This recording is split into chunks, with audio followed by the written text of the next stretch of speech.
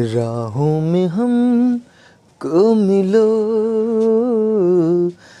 जहाँ बस प्यार हो, सिर्फ फिजाओं के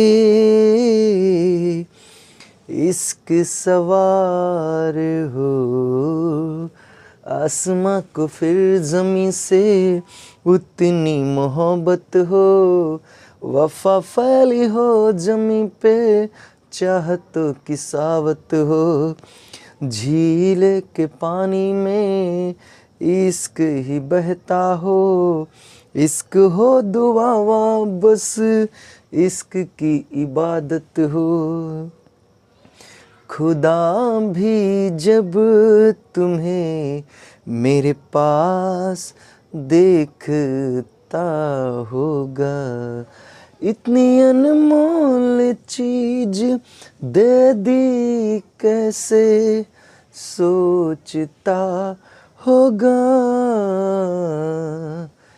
जय हिंद साथियों, मैं अपने इस वीडियो में आपका पुनः स्वागत करता हूं। तो दोस्तों, आज हम लोग बेसिकली बात करने वाले हैं क्लास 12th फिजिक्स यानी कक्षा 12 भौतिक विज्ञान में। और हम लोग जो बात करें बोर्ड एग्ज़ाम 2026, तो बोर्ड एग्ज़ाम 2026 में हम लोग उन प्रश्नों पर बात कर रहे हैं जो कि रिपीटेड है, यानी लगभग हर साल पूछे जाते हैं और उम्मीद है कि वो 2026 में भी आ सकते हैं। तो हम लोग यहाँ पे आज बेसिकली एक ऐसे टॉपिक पर बात किया है जो आइंस्टीन का प्रकाश विद्युत समीकरण, ये लगभग हर साल बोर्ड एग्ज़ाम में आपके पूछता है। तो ये कई भाषाओं में, मतलब कई तरीक़ों से शब्दों में के रूप में बोलता रहता है। तो ये किस रूप में किस तरीके से प्रश्न पूछा जाता है आपके बोर्ड एग्ज़ाम में। तो हालांकि यहाँ पे हमने 4 तरह के प्रश्नों को मैंने लिख रखा है और आपके बोर्ड एग्ज़ाम में किस किस हिसाब से पूछ सकता है प्रश्न, तो इस पर बात करेंगे। तो हो सकता है ऊपर वाला ना दिख रहा हो क्लियर, तो इसमें मैं पढ़ के सुना दे रहा हूँ क्या लिखा है इसमें लिख रहा है कि सवाल ऐसे आता है, प्रकाश विद्युत उत्सर्जन संबंधी आइंस्टीन का समीकरण 1/2 mv² बराबर h new minus new not की स्थापना कीजिए। एक्चुअली सीधे सीधे इसमें आपसे सवाल में आइंस्टीन के प्रकाश विद्युत समीकरण की व्याख्या करने के लिए बोला जा रहा है और ये समीकरण दिया है ऑलरेडी और इसी के बारे में हमको बताना है। और आपको बता दूं, ये जो प्रश्न इस तरीके से जो प्रश्न है ये 2016, 17, 18 और 19 और 25 में इस तरीके से प्रश्न पूछा जा चुका है। ठीक है, बाकी इसी तरीके से आइंस्टीन के प्रकाश विद्युत समीकरण से संबंधित और भी प्रश्न कर सकते हैं। जैसे इसमें कह रहा है कि क्वांटम मॉडल के आधार पर प्रकाश विद्युत प्रभाव की व्याख्या कीजिए। तो ये क्या है, इसके बारे में हम लोग चर्चा करेंगे। और उसके बाद फिर कह रहा तथा आइंस्टीन के प्रकाश विद्युत समीकरण की व्युत्पादित, मतलब समीकरण को भी क्या करिए, व्युत्पादित कीजिए, यानी उसकी उत्पत्ति करना है। और ये जो मैं बता दूँ, दूसरा जो प्रश्न है 2018 में इस तरीके से पूछा जा चुका है। बाकी हम बात करेंगे तीसरा नंबर, इसमें लिखा है प्रकाश विद्युत प्रभाव से आप क्या समझते हैं, आइंस्टीन के प्रकाश विद्युत समीकरण की व्युत्पत्ति कीजिए। और ये 2022 में प्रश्न आपसे इस तरीके से पूछा जा चुका है। बाकी लास्ट में एक प्रश्न और आया था, जैसे इसमें लिखा है प्रकाश विद्युत उत्सर्जन में उत्सर्जित फोटो इलेक्ट्रॉनों की अधिकतम ऊर्जा का समीकरण की गणना कीजिए। अर्थात सीधा सीधा यहाँ पे जो ऊपर एक समीकरण लिख रखा है इसी की बात कर रहा है। ठीक है, तो चलिए आइए इसको स्टार्ट करते हैं। तो पहला नंबर हम लोग इसको यहाँ पे देखिए, आपको मैं बता दूँ इस वीडियो में बेसिकली क्या क्या आपको बताने वाला हूँ। इसमें मैं बताऊँगा फोटो नहीं, प्रकाश विद्युत प्रभाव क्या चीज़ होता है, ठीक है, क्वांटम सिद्धांत क्या है और आइंस्टीन का प्रकाश विद्युत समीकरण क्या, यानी आइंस्टीन ने क्या बताया था। बेसिकली इतनी टॉपिकों पर हम लोग यहाँ पे आज बात करेंगे। तो सबसे पहले हम लोग इसको क्या करेंगे, इसको हटा देते हैं ताकि जगह हो जाए और चीज़ों को बढ़िया समझा सकूँ। तो चलिए आइए अब हम लोग बात करते हैं। देखिए, पहले हम लोग बात करेंगे प्रकाश विद्युत प्रभाव है क्या, इसके बारे में हम लोग समझते हैं। हमारा जो टॉपिक है वो है प्रकाश विद्युत या वैद्युत प्रभाव। पहले इसका मतलब समझते हैं। देखिए ध्यान से, प्रकाश का मतलब क्या होता है, लाइट, यानी कह सकते हैं कि धूप भी आप बोल सकते हैं, ठीक है, या सूर्य, इसमें आप सूर्य का प्रकाश बोल सकते हैं, सूर्य का प्रकाश, ठीक है। अच्छा, विद्युत का अर्थ होता है बिजली, ठीक है, और प्रभाव का जो अर्थ होता है वो होता है असर, ठीक। प्रभाव का अर्थ क्या होता है, असर।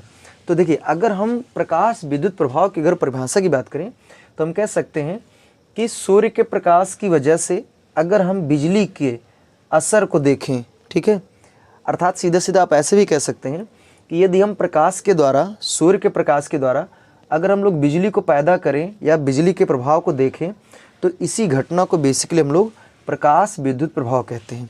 तो उम्मीद करूँगा प्रकाश विद्युत प्रभाव क्या है आपको ये समझ में आ रहा होगा। तो इसकी अगर परिभाषा देना चाहें तो आप ऐसे दे सकते हैं कि प्रकाश विद्युत प्रभाव एक ऐसी घटना है जिसमें हम लोग क्या करते हैं, प्रकाश के द्वारा विद्युत की उत्पत्ति करते हैं। ठीक है, इसी घटना को हम लोग प्रकाश विद्युत प्रभाव कहते हैं। और अगर हम बात करें प्रकाश विद्युत प्रभाव की व्याख्या किन्होंने किया था, तो बेसिकली आपको मैं बता दूं दो वैज्ञानिक थे। एक वैज्ञानिक थे हर्ट्ज और एक वैज्ञानिक थे, दो वैज्ञानिक थे, एक वैज्ञानिक थे लेनार्ड। ये दो वैज्ञानिक थे जिन्होंने क्या किया था, प्रकाश विद्युत प्रभाव की व्याख्या किया था। अर्थात इन्होंने अपने एक्सपेरिमेंट में ये दिखाया था कि हम लोग सूर्य के प्रकाश से बिजली को कैसे पैदा कर सकते हैं। हालांकि ये एक अलग टॉपिक ही है, हर्ट्ज तथा लेनार्ड का प्रयोग। तो इस प्रयोग में इन दोनों लोगों ने यही दिखाने का प्रयास किया है कि कैसे हम लोग सूर्य के प्रकाश से बिजली की उत्पत्ति कर सकते हैं। तो ये हर्ट्ज लेनार्ड का एक्सपेरिमेंट जब आप पढ़ेंगे तो इसमें आप अच्छी चीज़ सीखेंगे। बाकी इतना समझना, हमको मेन उद्देश्य हमारा जो है प्रकाश विद्युत प्रभाव को समझना। तो प्रकाश विद्युत प्रभाव हर्ट्ज तथा लेनार्ड नामक वैज्ञानिक ने इसकी व्याख्या किया था। इन लोगों ने अपने एक्सपेरिमेंट में दिखाया था कि हम लोग क्या कर सकते हैं, सूर्य के प्रकाश से बिजली की उत्पत्ति हम लोग कर सकते हैं। और सूर्य के प्रकाश से बिजली की उत्पत्ति करने की जो घटना होती है, जो प्रोसेस होता है, बेसिकली उसी प्रोसेस को हम लोग प्रकाश विद्युत प्रभाव के नाम से जानते हैं। तो उम्मीद करूँगा मेरी बात यहाँ तक आपको समझ में आ गई होगी। देखिए, एक परिभाषा आपसे और भी पूछा जा सकता है कि प्रकाश विद्युत उत्सर्जन किसे कहते हैं, इसके भी बारे में बताइए। तो आपको चलिए मैं बता देता हूँ प्रकाश विद्युत उत्सर्जन क्या होता है, इसके बारे में भी आप लोग जान लीजिए। देखिए, प्रकाश विद्युत उत्सर्जन की परिभाषा ये है कि जैसे सपोज करो कि कोई ये क्या है, धातु की प्लेट है। ये क्या है, कोई सपोज करो धातु की प्लेट है और इस पर अगर मान लीजिए प्रकाश की किरण अर्थात सूर्य का प्रकाश अगर जब इस पर आपतित होता है तो इस धातु की प्लेट से क्या होता है, जो इलेक्ट्रॉन होते हैं वो क्या होने लगते हैं, वो उत्सर्जित होने लगते हैं। अर्थात जो इलेक्ट्रॉन इसमें उपस्थित होते हैं वो इस सतह से मुक्त होकर इस सतह से बाहर आना स्टार्ट कर देते हैं। और इसी घटना को हम लोग बेसिकली प्रकाश विद्युत उत्सर्जन बोलते हैं। तो प्रकाश विद्युत उत्सर्जन की अगर परिभाषा की बात करें तो हम ऐसे कह सकते हैं कि जब किसी धातु के प्लेट पर प्रकाश की किरणों को आपतित कराया जाता है, अर्थात उस पर उन पर गिराया जाता है, तो उस धातु के प्लेट से क्या होता है, इलेक्ट्रॉन उत्सर्जित होने लगते हैं। इसी घटना को बेसिकली हम लोग क्या कहते हैं, प्रकाश विद्युत प्रकाश विद्युत उत्सर्जन कहते हैं। ठीक है, तो ये उम्मीद करूँगा प्रकाश विद्युत उत्सर्जन क्या है ये आपको समझ में आ गया होगा। अब हम इसमें बात करने चल रहे हैं ये जो क्वांटम मॉडल क्या है, यानी क्वांटम सिद्धांत क्या है। तो बेसिकली एक वैज्ञानिक थे जिनका नाम था प्लांक, मैक्स प्लांक उनका पूरा नाम था। उन्होंने क्या किया था, क्वांटम सिद्धांत को दिया। तो उन्होंने ये बताया था, मैंने इस क्वांटम सिद्धांत में उन्होंने ये कहा था कि जैसे सपोज करो ये सूरज है, तो यहाँ से जो जैसे सपोज करो ये सन है, ठीक है, तो यहाँ से जो प्रकाश की किरणें निकलती हैं वो क्या होती है, छोटे छोटे बंडलों या पैकेटों के रूप में चलती हैं। मतलब जैसे कुछ वैज्ञानिकों ने बताया कि प्रकाश एक सीधी रेखा में चलता है, कुछ लोगों ने बताया कि तरंग के रूप में चलता है। तो क्वांटम यानी प्लांक ने क्या बताया कि उन्होंने कहा कि जो प्रकाश होता है वो क्या होता है, छोटे छोटे बंडलों या पैकेटों के रूप में चलता है। और यहाँ पर जो छोटे छोटे बंडल या पैकेट है बेसिकली इसी को उन्होंने बताया था कि इन्हें भी फोटान कहते हैं, या इनका एक नाम उन्होंने और बताया था, इन्हीं को हम लोग क्वांटा भी कहते हैं।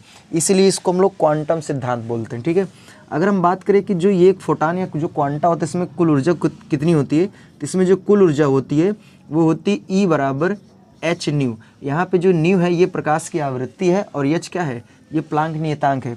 और E का जो अर्थ है ये क्या है, किसी एक फोटान पे जो ऊर्जा कुल ऊर्जा होगी उसकी मात्रा है। तो उम्मीद करूंगा यहाँ तक मेरी बात आपको क्लियरली समझ में आ रही होगी कि जो प्लांक क्वांटम सिद्धांत क्या है ये आपको अच्छी तरीके से समझ में आ गया होगा। अब अगर आपको प्रकाश विद्युत प्रभाव, प्रकाश विद्युत उत्सर्जन और क्या प्लांक का क्वांटम सिद्धांत, अगर ये तीनों बातें अगर आपको अच्छी तरीके से समझ में आ गई है तो अब हम आइंस्टीन के प्रकाश विद्युत समीकरण को आसानी से क्या कर सकते हैं, समझ सकते हैं। तो चलिए आइए हम लोग स्टार्ट करने चल रहे हैं। अब प्रकाश आइंस्टीन का प्रकाश विद्युत समीकरण क्या है इस पर हम लोग बात करने चल रहे हैं। ठीक है, तो चलिए स्टार्ट करते हैं। देखिए हम बात करेंगे जो प्रकाश आइंस्टीन का जो प्रकाश विद्युत समीकरण है, इन्होंने अपने एक्चुअली बताया क्या था, इन्होंने ये कहा था कि जैसे मान लीजिए जब फोटान अर्थात जो क्वांटा है, हम कह सकते हैं कि जो सूर्य से प्रकाश किरणें निकल रही हैं वो छोटे छोटे बंडलों या पैकेटों के रूप में चलती हैं और उन्हीं को बेसिकली हम लोग क्या कहते हैं, क्वांटा या फोटान बोलते हैं। तो आइंस्टीन ने अपने प्रकाश विद्युत समीकरण में ये बोला था, उन्होंने ये कहा कि जैसे अगर मान लीजिए सपोज करो ये कोई धातु की प्लेट है, ठीक है, ये धातु की प्लेट है, अगर इस धातु की प्लेट पर कोई फोटान गिरेगा यानी फोटान आपतित होगा आएगा, तो इस पर जो ऊर्जा कुल ऊर्जा जो ई होगी ये बेसिकली दो काम करेगा। पहला इस फोटान के पास जो कुल ऊर्जा होगी वो उस ऊर्जा में कुछ ऊर्जा क्या करेगा, इस धातु से इलेक्ट्रॉन उत्सर्जित कराने में खर्चा होगा, ठीक है। जो फोटान की कुल ऊर्जा होगी उसमें से क्या होगी, कुछ ऊर्जा जो होगी वो धातु से इलेक्ट्रॉन उत्सर्जित कराने में खर्चा होगी। बाकी जो शेष ऊर्जा बचेगी वही शेष ऊर्जा क्या करेगी, इलेक्ट्रॉन को गति प्रदान करेगा, अर्थात उसमें गतिज ऊर्जा में वो खर्च होगी। और यही है आइंस्टीन का प्रकाश विद्युत समीकरण। अर्थात अगर इसको हम और सिस्टमेटिक बताना चाहें तो आप ऐसे लिख सकते हैं बोर्ड एग्जाम में कि आइंस्टीन के अनुसार जब किसी धातु की प्लेट पर फोटान आपतित होता है तो उस फोटान की जो कुल ऊर्जा होती है, कुल ऊर्जा में ऊर्जा की कुछ मात्रा धातु से इलेक्ट्रॉन उत्सर्जित कराने में खर्च होती है, बाकी शेष मात्रा जो होती है ऊर्जा की वो इलेक्ट्रॉन को गतिज ऊर्जा प्रदान करने में व्यय होती है। और इसी को बेसिकली हम लोग क्या कहते हैं, आइंस्टीन का प्रकाश विद्युत समीकरण बोलते हैं। तो उम्मीद करूंगा हमारी बात यहाँ तक आपको समझ में आ गई। बाकी आप लोगों ने ये भी पढ़ा होगा कार्यफलन। कार्यफलन क्या होता है, कार्यफलन में आप लोगों ने ये सीखा था कि किसी धातु की प्लेट से इलेक्ट्रॉन को उत्सर्जित कराने के लिए जितना हमें मिनिमम एनर्जी की आवश्यकता होती है वही एनर्जी क्या है, कार्यफलन। और उसको आप लोगों ने पढ़ा होगा W0 से क्या करते हैं, प्रदर्शित करते हैं। तो ये भी आप लोगों ने पढ़ा होगा। बाकी इसका फार्मूला क्या होता है, W0 बराबर होता है h/μ0, ये भी होता है, इस बात को आपको ध्यान देना है। तो चलिए आइए अब हम लोग क्या करने वाले हैं, जो यहाँ पे ऊपर समीकरण लिख रखा है मैंने, इसकी उत्पत्ति आइए हम लोग करते हैं। तो ध्यान से समझने, देखिए पहला नंबर आपको आइंस्टीन का प्रकाश विद्युत समीकरण में लिखना क्या, इसमें लिखेंगे आइंस्टीन के अनुसार जब फोटान या क्वांटा किसी धातु के प्लेट पर गिरता है या आपतित होता है तो उस फोटोन या क्वांटा की जो कुल ऊर्जा होती है उस कुल ऊर्जा में कुछ ऊर्जा धातु से इलेक्ट्रॉन उत्सर्जित कराने में तथा शेष ऊर्जा इलेक्ट्रॉन को गति प्रदान करने में व्यय होती है।